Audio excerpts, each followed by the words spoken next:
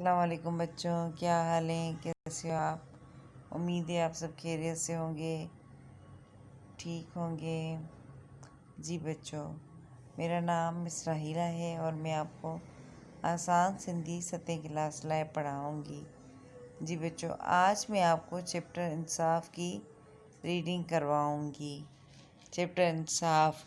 आपको पता है हमारे बड़े हमेशा क्या कहते थे कि कभी भी किसी के साथ नाइंसाफ़ी नहीं करनी चाहिए। अगर हमारे हाथ में कोई फ़ैसला, कोई गवाही दी जाए तो हमें हक़ और इंसाफ करना चाहिए, हक़ की गवाही देनी चाहिए और किसी के साथ भी बुरा रवैया नहीं करना चाहिए, नाइंसाफ़ी नहीं करनी चाहिए। तो हमारे चैप्टर का नाम भी इंसाफ है।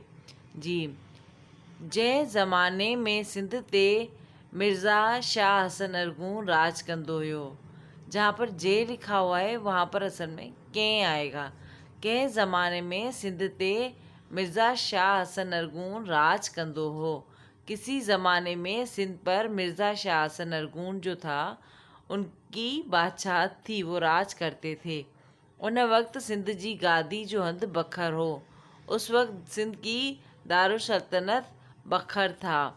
मिर्ज़ा शासन जे इल्म ऐं इंसाफ़ जूं ॻाल्हियूं ॿुधी ईरान जे शहर शिराज़ मां हिकु सैयद शुक्रल्ला नाले बखर में आयो। मिर्ज़ा साहब की तारीफ़ उनके इंसाफ की बातें सुनकर वो बंदा इतना मुतासिर हुआ कि ईरान से माइग्रेशन करके बखर में आया और उसका नाम क्या था? सैयद शकरुल्ला। मिर्ज़ा शाह हसन संदन काबिलियत ॾिसी खेनि बखर जो वॾो काज़ी मुक़ररु कयो। मिर्ज़ा साहब को भी वो इतने अच्छे लगे कि उन्होंने उसको बखर का काज़ी मुक़ररु कर दिया। सैयद साहब हिन उहिदे खे एतिरो त सच्चाई ऐं इंसाफ़ सां निभायो। सैयद साहब ने इस ओहदे को इतना तो ईमानदारी और सच्चाई के साथ निभाया और चलाया कि आज भी उनका नाम दुनिया में याद है।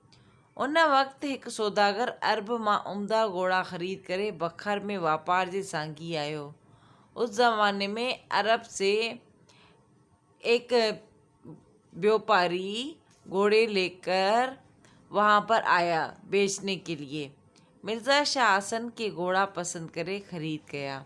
मिर्ज़ा साहब को वो घोड़े पसंद आए और उन्होंने उसको पसंद किया और ख़रीदा ऐं हुकुम कयाईं घोड़नि जी क़ीमत वञी ख़ज़ानची खां वठि और हुकुम किया कि घोड़ों की कीमत जाकर ख़ज़ानची से लो। आई रिपीट अगेन, कंहिं ज़माने में सिंध ते मिर्ज़ा शाह हसन अरगून राज कंदो हो। उन वक़्तु सिंध जी गादी जो हंधि बखर हो। मिर्ज़ा शाह हसन जे इल्म ऐं इंसाफ़ जूं ॻाल्हियूं ॿुधी ईरान जे शहर शिराज़ मां हिकु सैयद शकरुल्ला नाले बखर में आयो। मिर्ज़ा शाह हसन संदसि क़ाबिलियत ॾिसी खेसि बखर जो वॾो काज़ी मुक़ररु कयो। सैयद साहब हिन उहिदे खे एतिरो त सच्चाई ऐं इंसाफ़ सां हलायो जो अॼु बि संदसि नालो पियो ॻाइजे। उन वक़्तु हिकु सौदागर अरब मां उम्दा घोड़ा ख़रीद करे बखर में वापार जे सांगी आयो। मिर्ज़ा शाह हसन के घोड़ा पसंदि करे ख़रीद कया ऐं हुकुम कयाईं घोड़नि जी क़ीमत वञी ख़ज़ानची खां वठि। मिर्ज़ा किसी ज़माने में सिंध में मिर्ज़ा शाह हसन अरगून राज करते थे, उनकी बादशाह थी। उस वक्त सिंध की गादी का हन जो था वो बखर था। मिर्ज़ा शाह साहब मिर्ज़ा की इल्म और इंसाफ की बातें सुनकर ईरान शहर के शिराज में से एक सैयद शकरुल्ला नाम का आदमी बखर माइग्रेशन करके आया। मिर्ज़ा साहब को भी वो बहुत अच्छा लगा, उसकी काबिलियत देखकर उन्होंने उसको वहाँ का काज़ी मुक़र्रर कर दिया। सैयद साहब ने भी उस ओहदे को बहुत अच्छे से सच्चाई और ईमानदारी के साथ चलाया और निभाया। एक दिन क्या हुआ, एक सौदागर अरब में से उम्दा घोड़े लेकर आया बखर में बेचने के लिए। मिर्ज़ा शाह हसन को वो घोड़े अच्छे लगे और उन्होंने उनको ख़रीद लिया और उस व्यापारी को कहा कि उन घोड़ों की कीमत जाकर आप मेरे ख़ज़ानची से लो, ठीक है। दूसरे दिन क्या हुआ, ॿिए ॾींहुं छा थियो, जो सौदागर सुबह जो कीमत वठण लाइ ख़ज़ानची वटि वियो। दूसरे दिन सौदागर कीमत लेने के लिए ख़ज़ानची के पास गया पर खेस का भी रकम न मिली, पर उसको कोई भी रकम नहीं मिली। दोबारा वो बादशाह की दरबार में गया पर खेसि उतां बि को सऊं जवाब न मिलियो। लाचार थी हू शहर जे काज़ी वटि वञी फरियादी थियो। उन वक़्तु बादशाह खे अदालत में हाज़िर थियण जो हुकुम ॾियणु सवली ॻाल्हि न हुई। कंहिंखे मजाल जो अहिड़ी गुस्ताखी करे माण्हुनि काज़ी जे हुकुम ते ॾाढो अजब लॻो, पर मिर्ज़ा हसन अदालत में वञी हाज़िर थियो। काज़ी अदब लाइ न पंहिंजी जाइ तां उथियो ऐं न ई वरी खेसि वेहण लाइ आछ कयईं। बादशाह बि फरियादी सां गॾु बीह रहियो। काज़ी बादशाह खां सौदागर जी फरियाद बाबति जवाबु घुरियो। बादशाह घोड़नि जी ख़रीदारीअ खे क़बूल कयो ऐं हिकदमि पैसा ॾियण जो वाइदो कयईं। दूसरे दिन क्या हुआ, सौदागर कीमत लेने खजांची के पास गया, पर खजांची ने उसको कोई रिस्पॉन्स नहीं दिया और कोई कीमत वगैरह नहीं दी।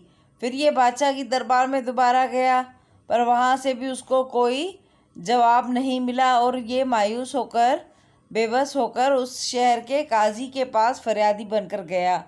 काजी ने क्या किया कि उसकी बात सुनी और मिर्ज़ा यानी कि मिर्ज़ा उस वक्त का बादशाह था, उसको अदालत में बुलाने का हुक्म दिया। वहाँ के लोगों को अजीब लगा कि यार ये काजी पागल हो गया है, अब बादशाह सलामत को अदालत में बुला रहा है। पर काजी ने किसी की भी नहीं सुनी और उन्होंने मिर्ज़ा साहब को हाज़िर होने का ऑर्डर जारी कर दिया। काजी की बात मानकर मिर्ज़ा साहब भी अदालत में हाज़िर हुए। काजी अदब लाइ न पंहिंजी जाइ तां उथियो ऐं न ई वरी खेसि वेहण लाइ आछ कयईं। जब वो अदालत में पहुँचे तो काजी उसकी रिस्पेक्ट में ना खड़े हुए ना ही अपनी जगह से हिले। बादशाह बि फरियादी सां गॾु बीह रहियो। बादशाह भी उस फरियादी के साथ खड़ा हो गया। बादशाह का सौदागर जे फरियादी बाबति जवाब घुरियो। बादशाह से उस सौदागर का जवाब मांगा। काजी ने बादशाह घोड़नि जी ख़रीदारी खे क़बूल कयो ऐं हिकदमि पैसा ॾियण जो वाइदो कयो। बादशाह ने माना कि मैंने घोड़े खरीद किए हैं और इस बात को उसने एक्सेप्ट किया और पैसे देने का वादा किया। जॾहिं फ़ैसिलो थी चुको तॾहिं काज़ी पंहिंजी जाइ तां उथियो ऐं बादशाह खे अदब सां सलाम करे चयाईं, बादशाह सलामत, इंसाफ़ लाइ ज़रूरी हो त मां अव्हां खे अदालत में घुरायां। जॾहिं अव्हां अदालत में आया तॾहिं इंसाफ़ लाइ अव्हां जो फरियादी सां गॾु बीहण बि ज़रूरी सम्झियमि। हाणे जॾहिं त फ़ैसिलो थी चुको आहे तॾहिं हू मथां ई जाइ अव्हां लाइ आहे ऐं आउं अव्हां जो ख़ादिम आहियां। जब फैसला हो गया तब काजी अपनी जगह से उठा और बादशाह को अदब से सलाम किया और फरमाया, बादशाह सलामत, इंसाफ के लिए ज़रूरी था कि मैं आपको अदालत में बुलवाता, पर जब आप अदालत में आए तो आपको इंसाफ के कटहरे में खड़ा करना, उस फरियादी के साथ खड़ा करना भी मैंने ज़रूरी समझा। अब फैसला हो गया है, मसला भी हल हो गया है, अब आप इस ऊपर वाली जगह पर आकर बैठे। आप मेरे बादशाह हो और मैं आपका ग़ुलाम हूँ। आई रिपीट अगेन, ॿिए ॾींहुं सुबुह जो सौदागर क़ीमत वठण लाइ खजांची वटि वियो, पर खेसि का बि रक़म न मिली। सौदागर बादशाह जी दरबार में वियो, पर खेसि उतां बि को सिधो संहुं जवाबु न मिलियो। लाचार थी हू शहर जे काज़ी वटि वञी फरियादी थियो। काज़ी संदुनि फरियाद ॿुधी मिर्ज़ा खे चवराए मोकिलियो। अदालत में अची हाज़िर थी। उन वक़्तु बादशाह खे अदालत में हाज़िर थियण जो हुकुम ॾियण का सवली ॻाल्हि न हुई। कंहिंखे मजाल जो अहिड़ी गुस्ताखी करे सघे। माण्हुनि खे काज़ी जे हुकुम ते ॾाढो अजब लॻो, पर मिर्ज़ा हसन अदालत में वञी हाज़िर थियो। काज़ी अदब लाइ न पंहिंजी जाइ तां उथियो ऐं न ई वरी खेसि वेहण लाइ आछ कयईं। लाचार बादशाह बि फरियादी सां गॾु बीह रहियो। काज़ी बादशाह खां सौदागर जी फरियाद बाबति जवाबु घुरियो। बादशाह घोड़नि जी ख़रीदारी खे क़बूल कयो ऐं हिकदमि पैसा ॾियण जो वाइदो कयो। जॾहिं फ़ैसिलो थी चुको तॾहिं काज़ी पंहिंजी जाइ तां उथियो ऐं बादशाह खे अदब सां सलाम करे चयाईं, बादशाह सलामत, इंसाफ़ लाइ ज़रूरी हो त मां अव्हां खे अदालत में घुरायां। जॾहिं अव्हां अदालत में आया तॾहिं इंसाफ़ लाइ अव्हां जो फरियादी सां गॾु बीहण बि ज़रूरी सम्झियमि। हाणे जॾहिं त फ़ैसिलो थी चुको आहे तॾहिं हू मथां ई जाइ अव्हां लाइ आहे ऐं आउं अव्हां जो ख़ादिम आहियां। जी बच्चों, इस चैप्टर में से हमने क्या सीखा कि काजी ने वहाँ के बादशाह को भी नहीं छोड़ा, उसको भी अदालत के कटहरे में लाकर खड़ा कर दिया इंसाफ के लिए। ठीक है, तो गरीब हो अमीर हो कोई भी हो, किसी के साथ भी नाइंसाफ़ी नहीं करनी चाहिए। अगर हमारे पास कभी किसी के हक़ के लिए गवाही देने का मौका मिले तो हमें हक़ और सच की गवाही देनी चाहिए।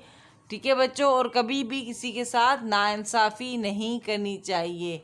ओके, अब टाइम हो गया है आपसे इजाज़त लेने का। इस चैप्टर को पढ़िएगा, गौर से सुनिएगा और साथ साथ याद भी कीजिएगा। अपने पेरेंट्स का ख्याल रखिएगा, दुआ में याद रखिएगा। अल्लाह हाफ़िज़।